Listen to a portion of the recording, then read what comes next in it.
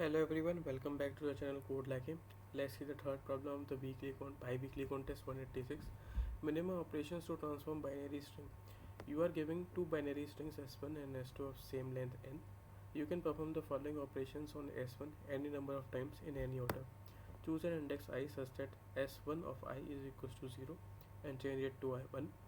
Choose an index I such that I greater than equal to 0 and less than n minus 1, and both s1 of I and s1 uh, I plus 1 equals to 1, and change both the characters to 0. Return the minimum number of operations required to make s1 equals to s2. If it is impossible, return minus 1. So in this question we are giving two string s1 and s2 of equal size, and we need to convert s1 into s2. And what are the operations? We have two operations. We can convert any character which is equal to 0 in s1 and change it to 1, and we can take two consecutive ones in s1 and then convert them into the zeros. Let's look at the example here. We will be having s1 is equals to 1 1 and s2 is equal to 0 0. Then in one operation we can choose these two zeros and convert them into these two 1 and convert it into zeros. The operation will be 1. For the example, s1 equals to 0 1 and s2 equals to 1 0. First of all, we will convert this 0 into a 1. So we will have from 0 1 we will have 1 1.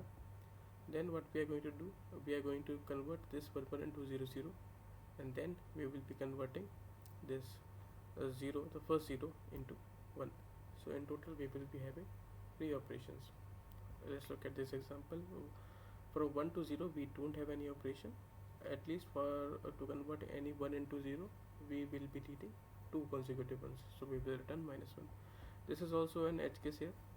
So for example, we will be taking the size in n, and if n equals to 1 and s1 of 0 is equals to 1 and s2 of 0 is equals to 0, it means that we have 1 and 0 in s1 and s2. We will return minus 1 because we don't have any way to convert s1 equals to s2. And in the solution what we are doing is we will be iterating over s1, we will be iterating over every index of s1 from 0 to n, and we will be checking if we can convert characters, and if we will find any let's look at a code here for better understanding. If s1 of I and s2 are both equal, it means we don't need to do anything. If s1 of I equals to 0, it means, and if both the characters are not equal and s1 of I equals to 0, then we will be using one operation to convert from 0 to 1, and we will be incrementing the number of operations, so s will be incremented by 1. Else, in the else case, we will be having s1 of I equals to 1 and s2 of I equals to 0.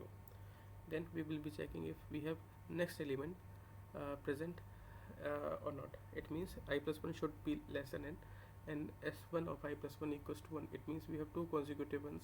Then what we are going to do, we are going to simply convert the next 0, the next 1 into 0. So we'll be doing the operation 1 1 equals to 0 0. This is what we are going to do.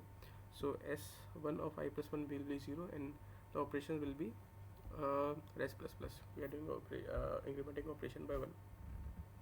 In the second case, where we have the next character and s1 of I plus 1 equals to 0, it means that we have the case of 1 0. Then we will be doing two operations here.